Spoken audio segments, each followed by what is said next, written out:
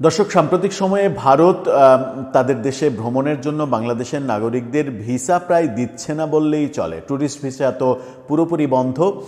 চিকিৎসা ভিসা তাও বেছে বেছে 100 জন আবেদন করলে হয়তো 1-2 জন পাচ্ছে, এরকম ঘটনা ঘটছে। এবার ভিসা প্রদানে ভারত নতুন আইন করে ফেলল এবং সেই আইনটা ভিসা পাওয়ার জন্য একটা ভয়াবহ পরিণতি আনতে পারে বাংলাদেশের নাগরিকদের জন্য। সেই আইনে দেখা গেল যে ভারত বাংলাদেশের নাগরিকদের ভিসা দেওয়ার ক্ষেত্রে ফেসবুক অ্যাক্টিভিটিস দেখবে আগে। তার মানে যদি আপনি কোনোভাবে ভারত বিদ্বেষী হন কিংবা ভারত বিদ্বেষী প্রোপাগান্ডা করে থাকেন সামাজিক যোগাযোগ মাধ্যমে, তাহলে আপনার ভারতের ভিসা পাওয়া সম্ভব হবে না। কিভাবে এগুলো আইডেন্টিফাই করবে, কিভাবে বুঝবে ওই ব্যক্তির ফেসবুক আইডি কয়টা, কোথায় আছে, কি নামে আছে, পাসপোর্টের নাম অনুসারেই কি ফেসবুক আইডি থাকে সবার? এই প্রশ্নগুলোর সমাধান খুঁজি চলুন বাংলা ট্রিবিউনের ইন্টারেস্টিং একটা নিউজ পর্যালোচনা করে। থাকবেন পলিটিক্স টিভির নিয়মিত আয়োজনে।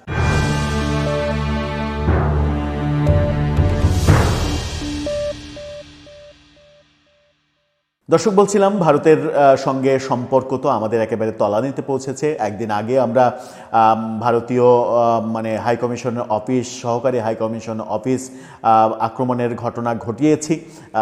পরশুদিন তো একসাথে 3 জায়গায় এই ঘটনা ঘটেছে। এই ঘটনাগুলো নতুন করে ভারতের উদ্বেগ বাড়িয়েছে এবং ভারত নতুন সিদ্ধান্ত নিয়ে ফেলেছে। সিদ্ধান্তটা হলো তারা ফেসবুক যাচাই করবে ভিসা দেওয়ার ক্ষেত্রে। বাংলা ট্রিবিউন কি বলছে দেখুন, তাদের শিরোনামে বলছে ভিসা দেওয়ার আগে সোশ্যাল মিডিয়া অ্যাকাউন্ট পরীক্ষা করবে ভারত। সেখানে ইন্টারেস্টিং 2-3টা গল্প বলেছে তারা। ইন্টারেস্টিং ব্যাপারটা হলো কুষ্টিয়ার মেয়ে আফসারা আনিকা মিম 2018 সালে ভারতের শান্তিনিকেতনে বিশ্বভারতী বিশ্ববিদ্যালয়ে চারুকলা বিভাগের ছাত্রী হিসেবে ভর্তি হয়েছিলেন। পরের বছরে যখন ভারত জুড়ে নাগরিকত্ব আইনের বিরুদ্ধে তীব্র ক্ষোভ এবং প্রতিবাদ শুরু হলো, তার কিছুদিন পরই তিনি নিজের ফেসবুকে সহপাঠীদের আন্দোলনের কিছু ছবি শেয়ার দিলেন। 2020 সালে ফেব্রুয়ারিতে ওই ছাত্রীর কাছে ভারতের স্বরাষ্ট্র মন্ত্রণালয়ের বিদেশি নাগরিক নথিভুক্তকরণ বিভাগের চিঠি আসে। সোশ্যাল মিডিয়াতে ভারত বিরোধী পোস্ট করার জন্য তার ভিসা বাতিল করা হচ্ছে, তাকে অবিলম্বে ভারত ছাড়তে হবে। আনিকার মাথায় কার্যত আকাশ ভেঙে পড়ে। নিজে কোনো বিক্ষোভে অংশ না নেওয়া সত্ত্বেও তাকে ভারত ছাড়ার হুকুমে তিনি অস্থির হয়ে পড়েন, পরবর্তীতে ভারত ছাড়তে বাধ্য হন। ওই একই সময়ে কলকাতায় ধর্মতলায় বাংলাদেশি একজন পর্যটক সিএএ বিরোধী বিক্ষোভ হচ্ছে দেখে দাঁড়িয়ে পড়েন এবং বিক্ষোভকারীদের সঙ্গে মিলে স্লোগানও দেন। সেই ছবি সোৎসাহে নিজের ফেসবুক ওয়ালে পোস্ট করার পরদিনই তা ভারতীয় গোয়েন্দাদের চোখে পড়ে এবং পরদিনই তাকে পত্রপাঠ বেনাপোলে স্থলবন্দর দিয়ে দেশে পাঠানো হয়। অর্থাৎ পরদিনই একেবারে ভারত থেকে তাকে বের করে দিয়েছে বেনাপোল দিয়ে।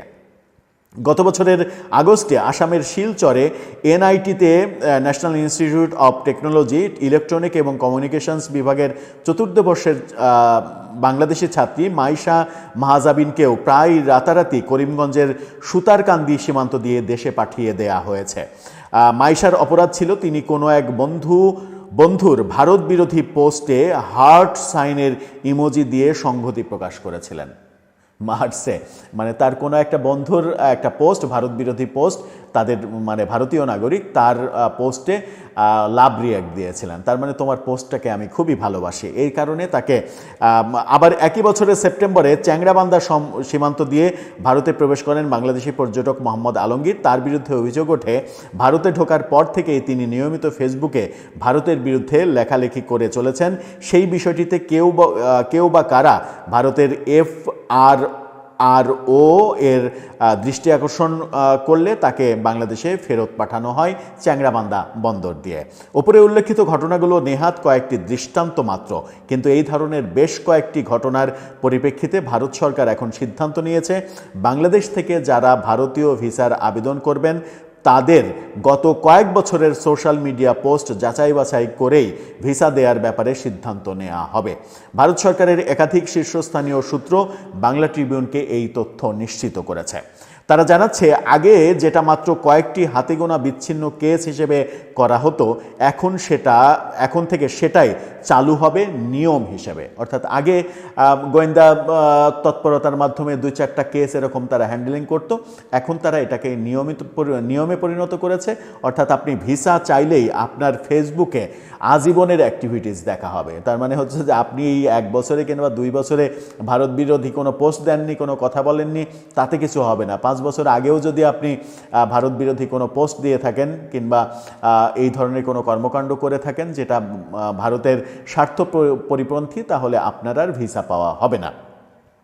ভারতের পররাষ্ট্র মন্ত্রণালয়ের একজন শীর্ষ কর্মকর্তার কথাই গত বছর দেড়েকে যেভাবে বাংলাদেশে ভারত বিরোধী কথাবার্তা বলার ধুম পড়েছে, তাতে এটা ছাড়া আর কোনো উপায় ছিল না।